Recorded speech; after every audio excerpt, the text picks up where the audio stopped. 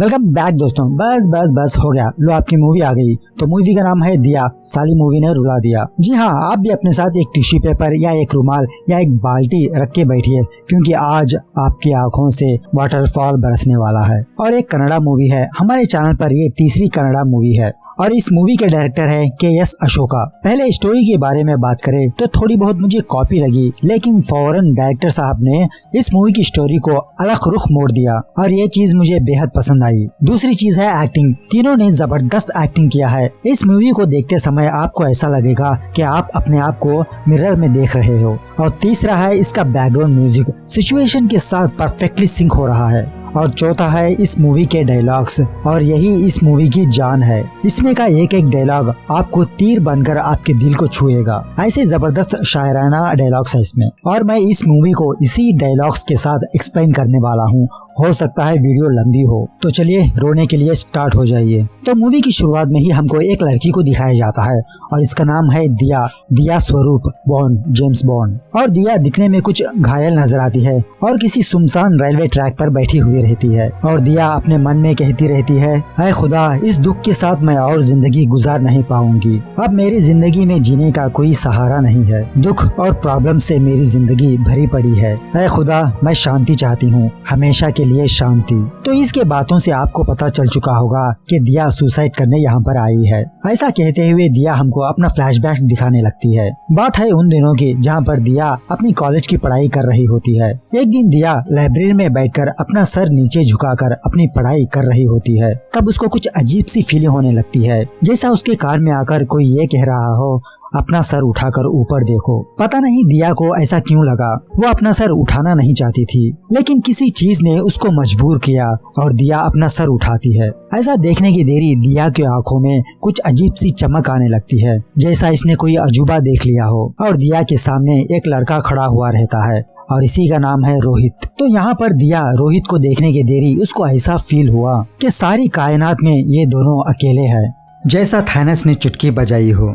उसी तरह दिया के सामने आसपास के लोग धीरे धीरे गायब होने लगते हैं, वैनिश होने लगते हैं। और इस तरह दिया रोहित को देखने लगती है। और रोहित को देखने के देरी दिया का हार्ट बीट ऐसे धड़कता है जैसे म्यूजिक का ड्रम हो। और उसी वक्त रोहित भी दिया को देखता है। रोहित की देखने के देरी दिया का हार्ट गले में अटक जाता है। और इसी को कहते हैं पहली नजर का प्यार, लव एट फर्स्ट साइट। क्या आपको कभी हुआ है? कमेंट करके बताना। और ऐसे ही दिन बीतते जाते हैं और दिया रोहित के बारे में धीरे धीरे पता करने लगती है कि उसका नाम रोहित है और उसके कोई माँ बाप नहीं है। और रोहित के एक सिस्टर और उसका जीजाजी सिंगापुर में रहते हैं और ये एमटेक फर्स्ट ईयर में है। और जहाँ पर भी रोहित दिया को दिख जाता, दिया वहीं पर खड़े रहकर रोहित को घूरने लगती, उसे देखने लगती। तो इसी तरह रोहित को देखते देखते दिया एक दिन एक टेस्ट ट्यूब फोड़ देती है। और इसी दरमियान में दिया को ये भी पता चलता है कि रोहित को एक क्यूट एंड स्वीट हॉबी है और वो है डायग्राम करना। ये आम डायग्राम नहीं है, डॉटेड से डायग्राम करना, इसे ही डॉट डायग्राम कहते हैं। और रोहित के फ्रेंड्स ने रोहित को फोर्स किया कि उसका डायग्राम नोटिस बोर्ड पर लगाए। तो इसी तरह रोहित अपना डायग्राम अपने कॉलेज के नोटिस बोर्ड पर लगा देता है।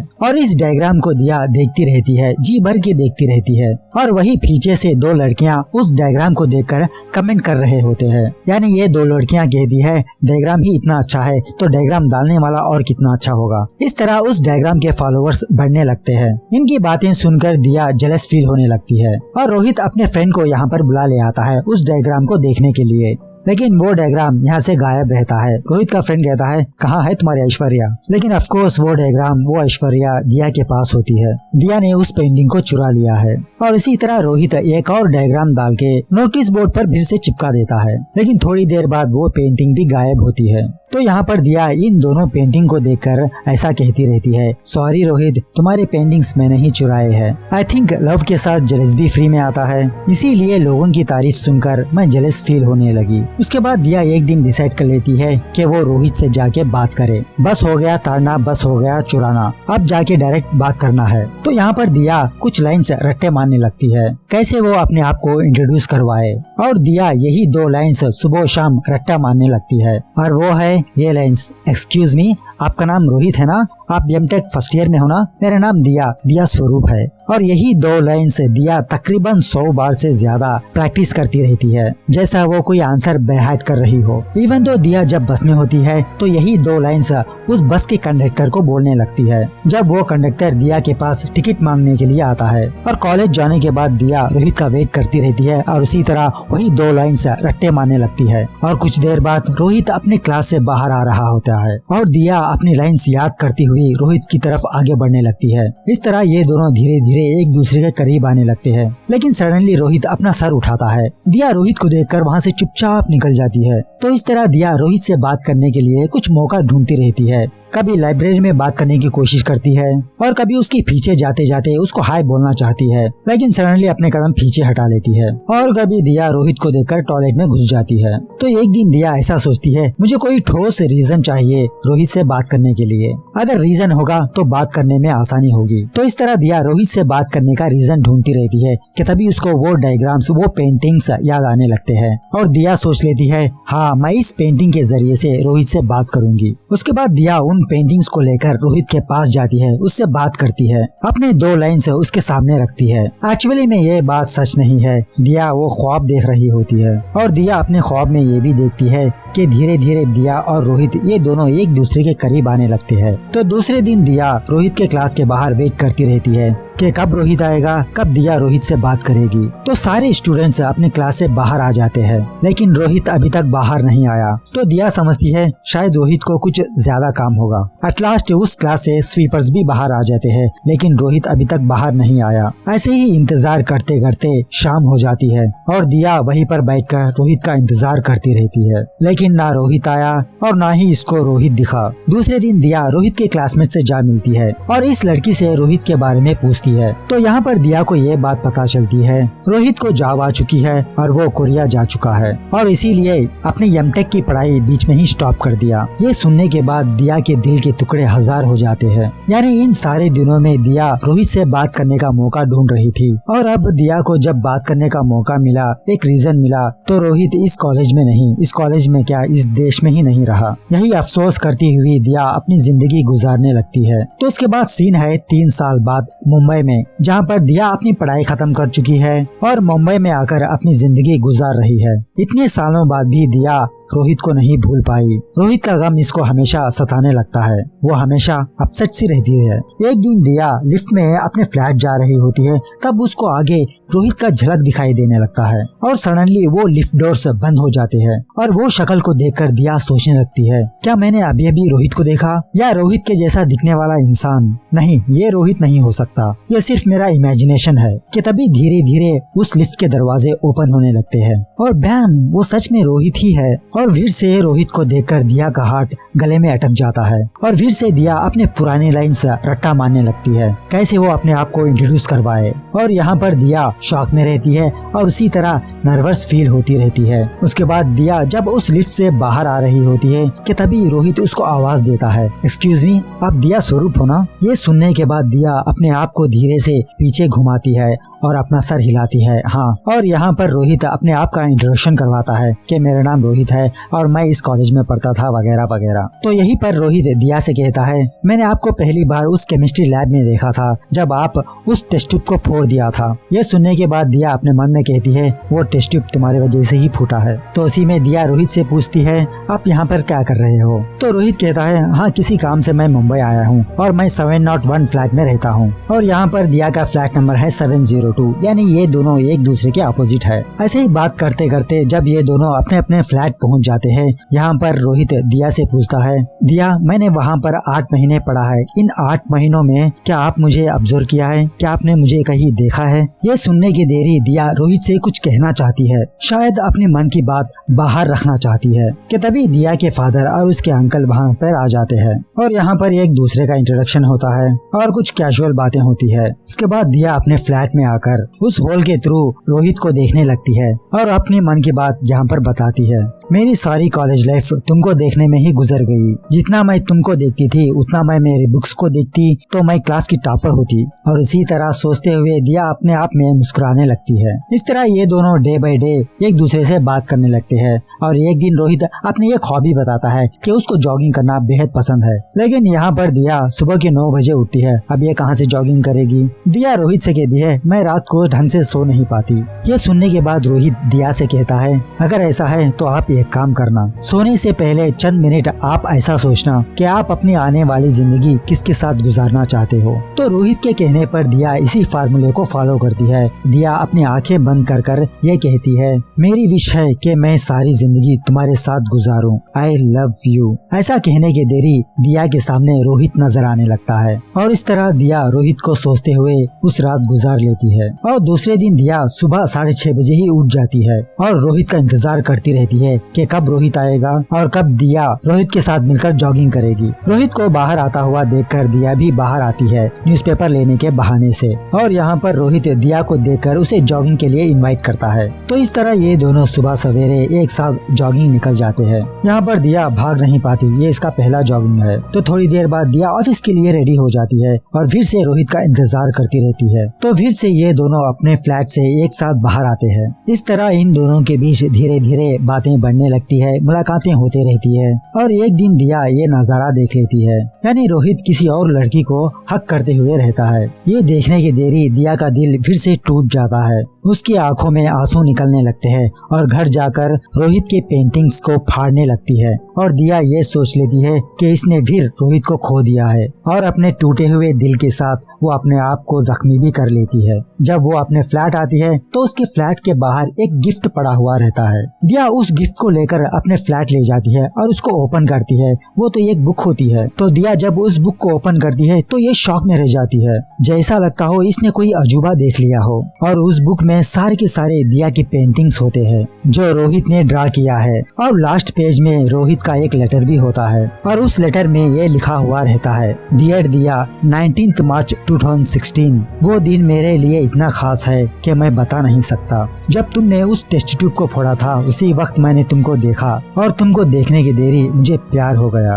और उसी वक्त मुझे ऐसा लगा मेरे दिल को इसका दूसरा हिस्सा मिल गया। और यहाँ पर ये बात भी रिवील होती है कि दिया की तरह रोहित भी अपनी लाइन से रट्टे मारने लगता है कि कैसे वो दिया से बात करे। और रोहित भी अपने फ्लैट के थ्रू दिया का वेट करते रहता है जैसा दिया करती थी। ये लेटर पढ़ने के बाद दिया फौरन बाहर आती है और दिया उस होल को देखकर रोहित को बाहर बुलाती है। यानी दिया को पक्का यकीन है कि रोहित वहाँ से दिया को देख रहा होगा। दिया का इशारा देखते ही रोहित अपने फ्लैट से बाहर आता है। रोहित बाहर आने की देरी दिया रोहित से पूछती है कौन थी वो। तो रोहित दिया को समझाने लगता है कि वो मेरी कोलीग है और उसने मुझे प्रपोज किया था और मैंने उस लड़की को बहुत प्यार से कह दिया कि एक्चुअली मैं मुंबई एक लड़की के लिए आया हूँ और उस लड़की का नाम है दिया और उसी लड़की के फ्लैट के सामने मैंने भी एक फ्लैट लिया है। और दिया भी रोहित को अपना पुराना सच बताती है। वो कहती है कॉलेज के टाइम तुम्हारे डायग्राम्स मैं ही चुराती थी। तो ये सुनने के बाद रोहित कहता है तुमको इम्प्रेस करने ही मैं वो पेंटिंग पेंट करता था, तुम्हारा अटेंशन पाने के लिए, तुमको इम्प्रेस करने के लिए। फिर दिया रोहित से कहती है हमने तो 3 साल वेस्ट कर दिया ना। तो रोहित कहता है हमारे पास 30 साल है या उससे भी ज्यादा। ऐसा कहने के बाद ये दोनों एक दूसरे के गले लग जाते हैं। उसके बाद ये दोनों गोलमाल मूवी देखने के लिए जाते हैं। यहाँ पर रोहित दिया को एक साइन बताता है, यानी एक लव का साइन। यानी रोहित दिया का हाथ पकड़कर 3 बार प्रेस करता है और कहता है इसका मतलब है आई लव यू और इसके बदले में तुम 2 बार प्रेस करना, इसका मतलब है मी टू। तो मूवी खत्म होने के बाद जब ये दोनों अपने घर वापस आ रहे होते हैं तब रोहित दिया से कहता है नेक्स्ट मंथ मेरी सिस्टर और जीजा जी मुंबई आ रहे हैं हमारे शादी की बात आगे बढ़ाने के लिए। ये सुनने की देरी दिया रोहित से कहती है मुझे नहीं लगता मेरे फादर हमारे शादी के लिए राजी होंगे। तो रोहित पूछता है तो इसके लिए हमको क्या करना होगा। थोड़ी देर सोचने के बाद दिया रोहित से ये कहती है हाँ हम ये चीज जरूर कर सकते हैं कि तभी एक कार आकर उनको ठोक देती है, यानी इन दोनों का एक्सीडेंट हो जाता है और ये दोनों रोड पर बिखरे पड़े रह जाते हैं। वहाँ के लोग एम्बुलेंस को फोन कर इन दोनों को हॉस्पिटल पहुँचाते हैं। जब दिया को होश आता है तो फौरन अपने अंकल से रोहित के बारे में पूछती है। दिया का अंकल दिया से कहता है हाँ रोहित ठीक है, तुम उसकी फिक्र मत करो। दिया रोहित को देखने की जिद करती है लेकिन दिया का अंकल दिया से कहता है रोहित अब इस दुनिया में नहीं रहा, वो मर चुका है, उसके सर पर बहुत गहरी चोट आने की वजह से उसकी मौत हो गई। ये सुनने की देरी दिया फिर से घुट घुट के रोने लगती है। फिर से दिया का दिल टूट के बिखर जाता है और रोहित इस बार कोई देश नहीं गया जो फिर से लौट आए और इसी तरह दिया को रोहित की लाश दिखाई जाती है। कुछ दिनों बाद दिया डिस्चार्ज होकर अपने फ्लैट आती है और दिया रोहित के फ्लैट को देखने लगती है, लेकिन अफसोस और इसी टूटे दिल से दिया हर वक्त रोहित को याद करने लगती है, उसके प्यार को याद करने लगती है, उसकी बातों को याद करने लगती है और गुस्से में आकर अपने आप को जख्मी भी करती है। तो दिया को डिप्रेस होता हुआ देखकर दिया के फादर दिया को बेंगलुरु भेजने के लिए डिसाइड हो जाते हैं। यानी दिया के फादर का ये मानना है अगर प्लेस चेंज हुई तो हो सकता है दिया भी चेंज हो जाए, हो सकता है वो उस डिप्रेशन से बाहर आए। लेकिन बेंगलुरु जाने के बाद भी दिया रोहित को भूल नहीं पाती, वो हमेशा रोहित को याद करती रहती है। जब दिया पार्क में बैठी हुई रहती है तब दिया की कजिन दिया को कॉल करके कहती है आज मैं तुम्हारे साथ हॉस्पिटल नहीं आ पाऊंगी, आज मैं मेरे फ्रेंड्स के साथ कुछ बाहर जा रही हूँ, प्लीज तुम आज मैनेज कर लेना। कि तभी दिया के पैरों के नीचे एक छोटा सा न्यूज़पेपर पड़ा हुआ रहता है, यानी किसी ने ट्रेन के नीचे आकर अपनी जान दे दी, यानी खुदकुशी कर ली। तो वही न्यूज को देखकर दिया ये डिसाइड कर लेती है कि वो भी खुदकुशी कर लेगी और इस तरह दिया रेलवे ट्रैक पर आकर बैठ जाती है। और ये सीन वही है जो मूवी के स्टार्टिंग में दिखाया गया और यहाँ पर दिया ट्रेन आने का इंतजार करती रहती है। वो पक्का डिसाइड कर लेती है कि वो आज सुसाइड करेगी। कि तभी उसका फोन रिंग होने लगता है, एक तरफ दिया का फोन रिंग होते रहता है और एक तरफ उस साइड से ट्रेन आती रहती है, फोन रिंग होते रहता है, ट्रेन आती रहती है और पता नहीं दिया को क्या हो जाता है। आइन वक्त पर दिया उस ट्रैक से हट जाती है और वहीं पर दिया साइड में बैठकर सोचने लगती है शायद दिया की उतनी हिम्मत नहीं होती कि ये सुसाइड कर पाए, या तो फिर उस फोन कॉल ने इसकी जान बचा दी। देखिए कि फिर से दिया को वही कॉल आता है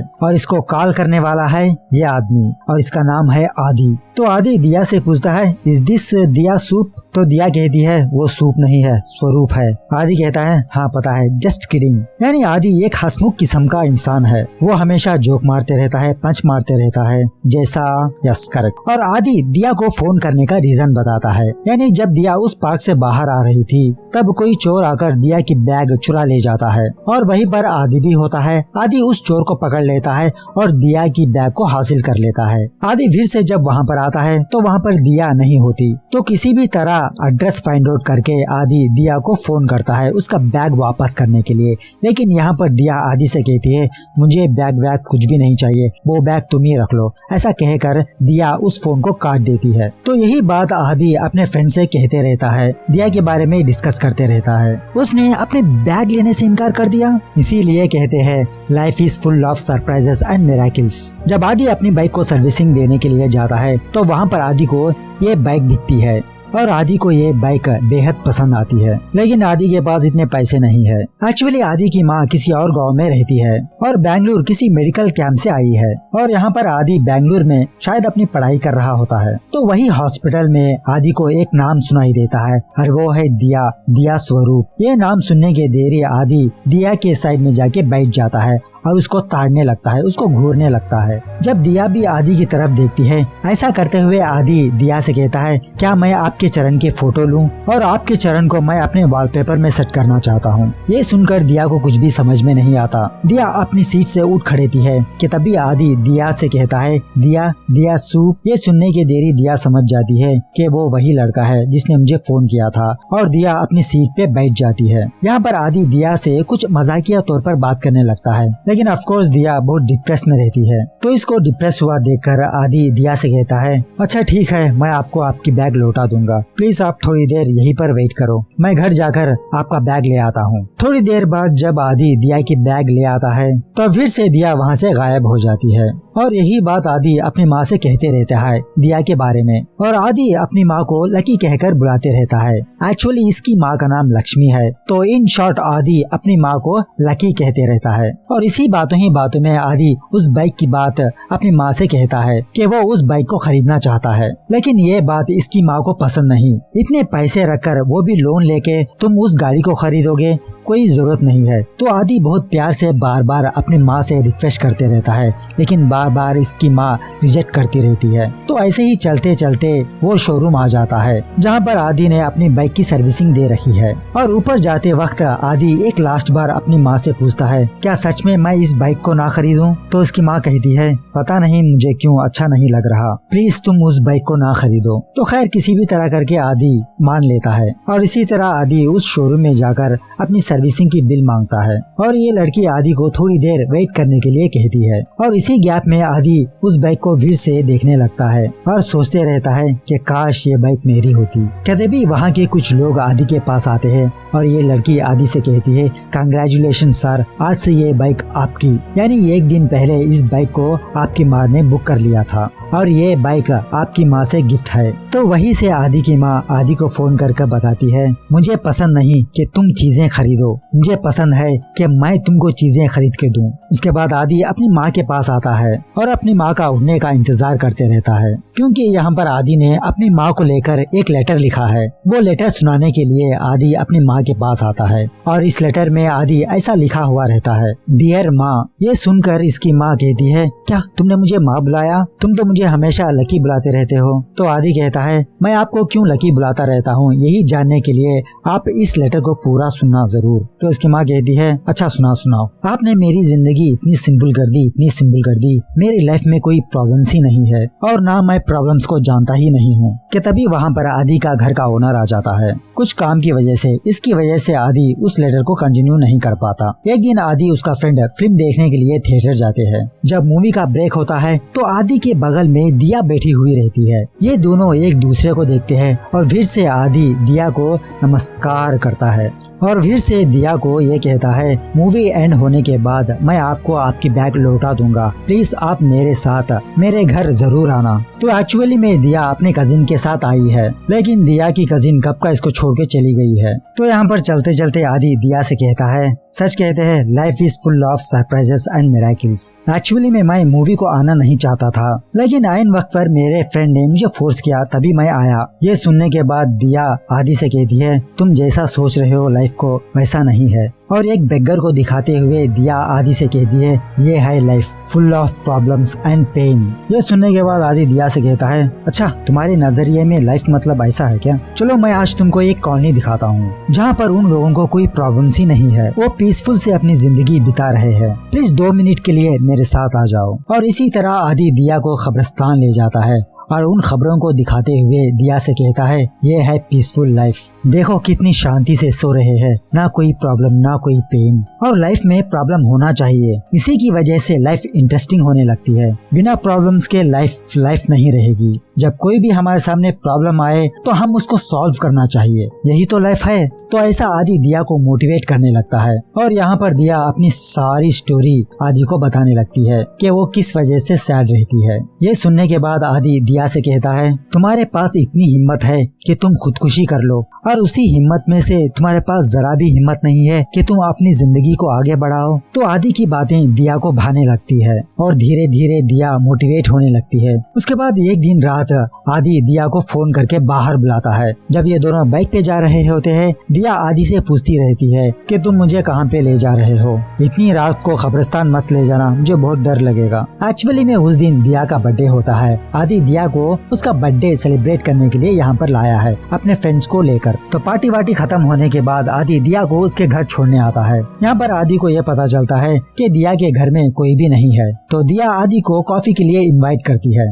और यहाँ पर आदि दिया की कॉफी पीकर दिया से कहता है बहुत टेस्टी है ये कॉफी, पता नहीं कौन तुम्हारा हस्बैंड बनेगा, बहुत खुशनसीब होगा। ये सुनने के देरी दिया कहती है नहीं मैंने डिसाइड कर लिया, मैं शादी नहीं करूंगी। तो आदि कहता है तुम मेरी इंसल्ट कर रही हो, इतना हैंडसम लड़का तुम्हारे सामने खड़ा है और तुम शादी से इनकार कर रही हो। ये सुनने के बाद दिया सीरियस हो जाती है और आदि से कहती है आदि ये बात मजाक में ठीक है, इसे सीरियसली मत लेना। तुम्हारे पास बहुत सारे फ्रेंड्स होंगे, लेकिन तुम मेरे बेस्ट फ्रेंड हो और तुम हमेशा मेरे बेस्ट फ्रेंड ही रहोगे। उसके बाद ये दोनों शॉपिंग करने के लिए जाते हैं। तो यहाँ पर आदि को ये स्पेट्स बेहद पसंद आने लगते हैं, लेकिन रेट ज्यादा होने की वजह से आदि उस स्पेट्स को खरीद नहीं पाता। तो इस तरह धीरे धीरे ये दोनों एक दूसरे के साथ टाइम बिताने लगते हैं। तो एक दिन दिया आदि से कहती है मैं कल सुबह वापस मुंबई जा रही हूँ, मेरे अंकल की माँ की तबीयत कुछ ठीक नहीं है और उनकी देखरेख करने के लिए कोई भी नहीं है। ये न्यूज सुनने के बाद आदि बहुत अपसेट सा हो जाता है और यहीं पर आदि दिया को मोटिवेट करते रहता है कि तुम मुंबई जाकर अपनी न्यू लाइफ स्टार्ट करना। और इसी तरह ये दोनों एक दूसरे को गुड बाय विशेस कहते रहते हैं। इसी में दिया आदि को वो स्पेट्स गिफ्ट करती है। उन स्पेट्स को देखकर आदि कहता है, शिट, तुमने मेरे लिए गिफ्ट खरीदा, मैं तुम्हारे लिए कुछ भी गिफ्ट नहीं लाया, ऐसा करो तुम मेरी बाइक रख लो। तो दिया कहती है, उसकी कोई जरूरत नहीं है, तुम मुझे ऑलरेडी एक गिफ्ट दे चुके हो और वो गिफ्ट तुम ही हो, तुम ही मेरे बहुत बड़े गिफ्ट हो। तो खैर इस तरह ये दोनों अपने रास्ते पकड़ लेते हैं। उसके बाद आदि अपनी माँ को फोन करके दिया की बात बताने लगता है कि दिया मुंबई वापस जा रही है और ये थोड़ा अपसेट सा है। ये सुनने के बाद आदि की माँ आदि को एक जबरदस्त आइडिया देती है। वो आदि से कहती है, तुम ऐसा करो, तुम और दिया कारवार तक आओ और मैं आपको ये बात बता दूं कि आदि का घर कारवार में ही है और इसकी माँ भी कारवार में ही है और वहाँ से दिया मुंबई चली जाएगी और तुम मेरे पास आ जाना। कुछ दिन रुक के टाइम स्पेंड करके फिर तुम बेंगलुरु चले जाना। ये सुनने के बाद आदि अपनी माँ से कहता है, ये बेस्ट आइडिया है माँ, मैं अभी के अभी टिकट बुक करता हूँ। तो आदि की माँ कहती है, अरे पागल, टिकट क्यों बुक करोगे, 2 लाख की गाड़ी है तुम्हारे पास, वो क्या अचार डालने के लिए। तुम और दिया नेचर को एंजॉय करते हुए बेंगलुरु तक आओ और वहाँ से कारवार ट्रेन पकड़ना। तो इसी तरह आदि और दिया बाइक का सफर लेते हैं, यानी आदि दिया के साथ और टाइम स्पेंड करना चाहता है। ये दोनों नेचर को एंजॉय करते हुए अपनी जर्नी करते हैं और बेंगलुरु आने के बाद ये दोनों कारवार की ट्रेन पकड़ते हैं और यहाँ पर ये दोनों ये डिसाइड करते हैं, जब ये गाड़ी सुबह 7:30 बजे कारवार में रुकेगी तो हम एक दूसरे को गुड बाय नहीं कहेंगे। मैं तुमको तुम्हारी नींद से नहीं उठाऊंगा, तुमको बिना बताए यहाँ से मैं चला जाऊंगा, मैं और सफर होना नहीं चाहता। और रात में सोते वक्त भी ये दोनों एक दूसरे से खुसुर फुसुर करते रहते हैं, इनकी बातें खत्म ही नहीं होती। हाँ, स्टार्टिंग में ऐसा ही होता है, स्टार्टिंग में बातें खत्म नहीं होती और चंद दिनों बाद बातें ही नहीं रहती। और उसी तरह आदि अपनी नींद से जागता है और दिया को उठाने की कोशिश करता है, लेकिन वो उसको उठाता नहीं। आदि चुपचाप ट्रेन से उतर जाता है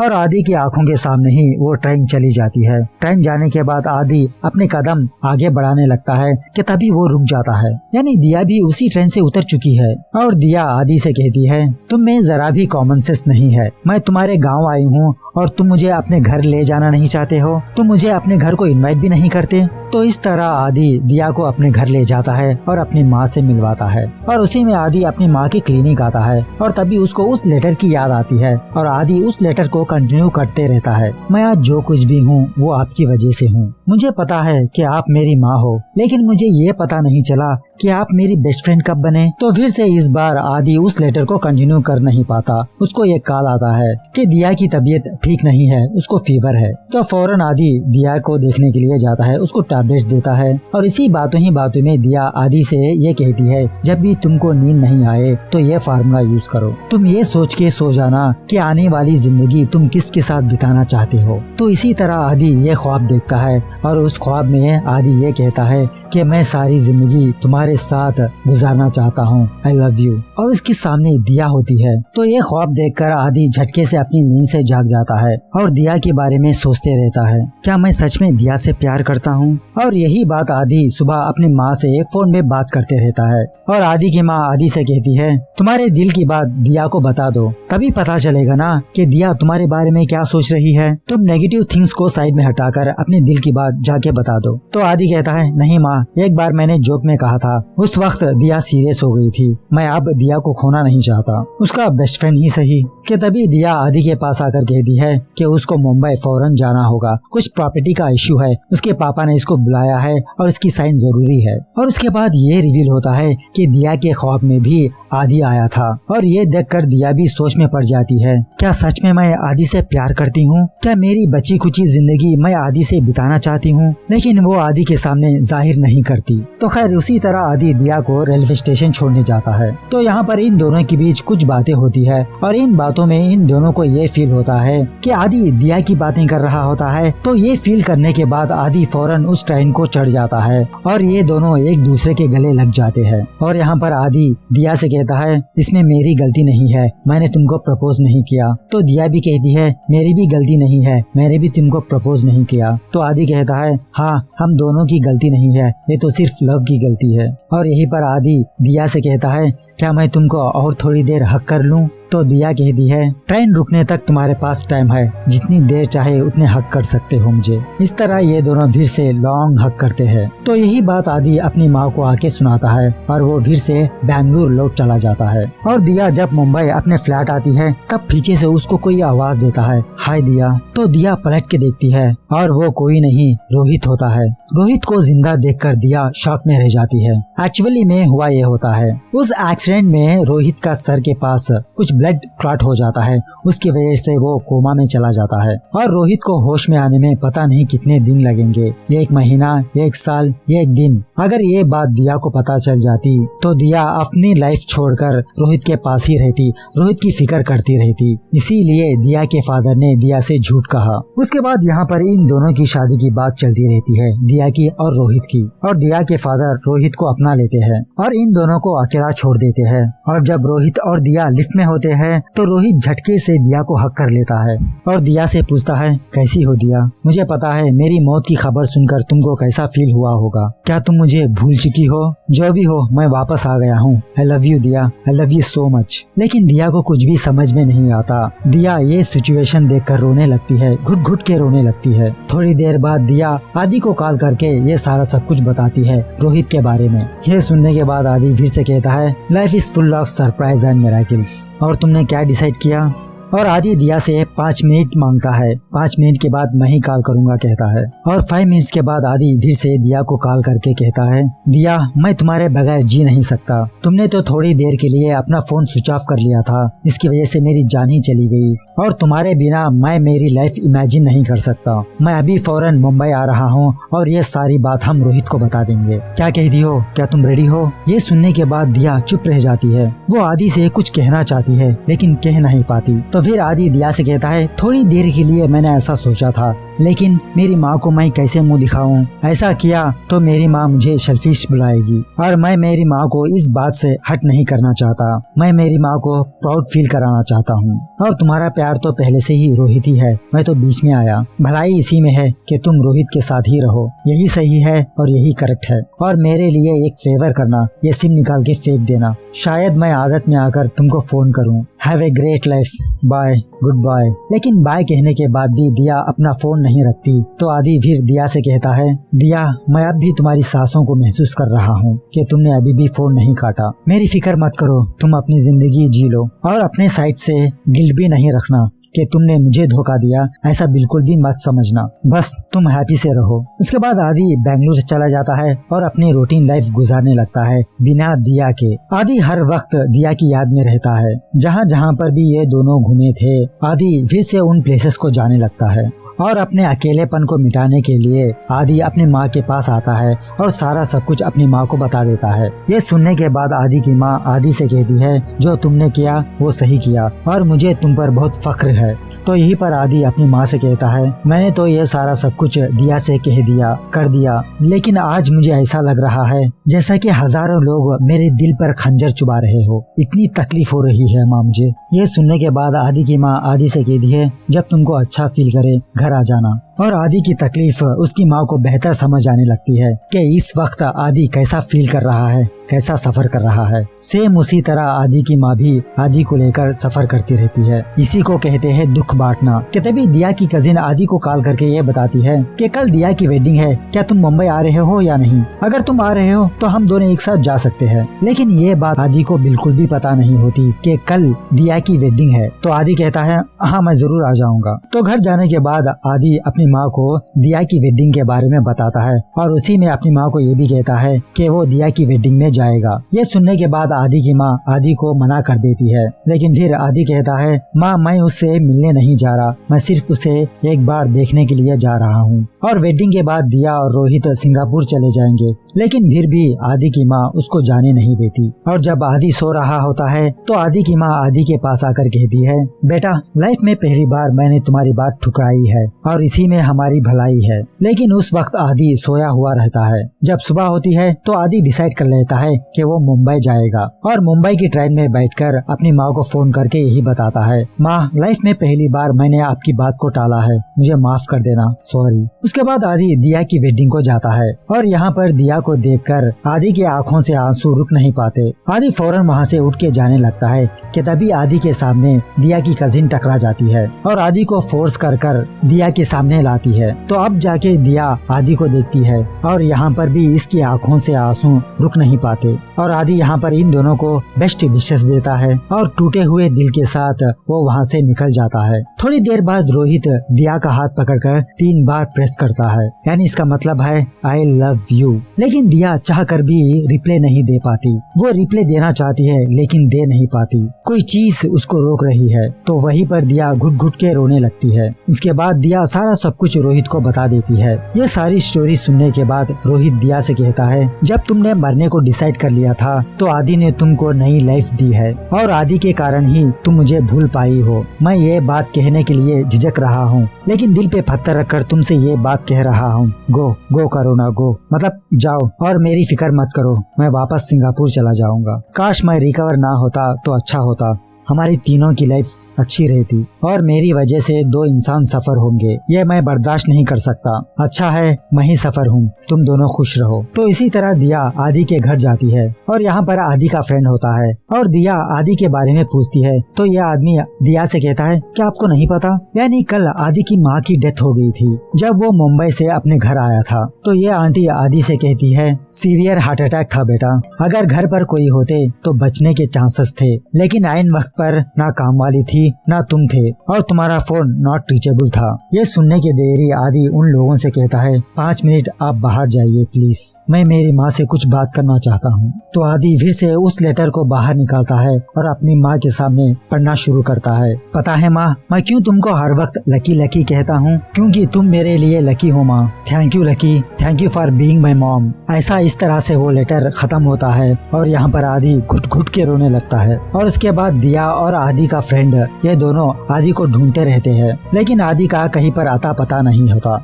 थोड़ी देर बाद दिया को ये पता चलता है कि आदि रेलवे स्टेशन गया है और यहाँ पर आदि उस रेलवे ट्रैक पर बैठा हुआ रहता है और जो मूवी के स्टार्टिंग में दिया सोच रही थी वही लाइंस आदि यहाँ पर सोच रहा होता है और आदि सुसाइड करने के लिए डिसाइड हो जाता है क्योंकि आदि ये समझता है कि इसकी माँ का मौत का कारण ये खुद है, क्योंकि मना करने के बावजूद भी आदि मुंबई गया और घर में कोई ना होने की वजह से इसकी माँ की डेथ हो गई और इसकी लाइफ में बचा ही क्या है, पहले दिया थी वो भी नहीं रही, उसके बाद इसकी माँ थी अब वो भी नहीं रही। कि तभी वहाँ पर दिया आ जाती है और आदि को आवाज लगाती है। वो आवाज सुनकर आदि दिया की तरफ पलटता है और धीरे धीरे इसके होठों पर भी मुस्कान नजर आने लगती है। कि तभी फौरन एक ट्रेन आकर उसको उड़ा देती है और वहीं पर आदि की मौत हो जाती है और ये सारा सब कुछ दिया के आंखों के सामने होता है और ये नजारा देखकर दिया शॉक में रह जाती है। यहाँ पर ये मूवी दी एंड होती है।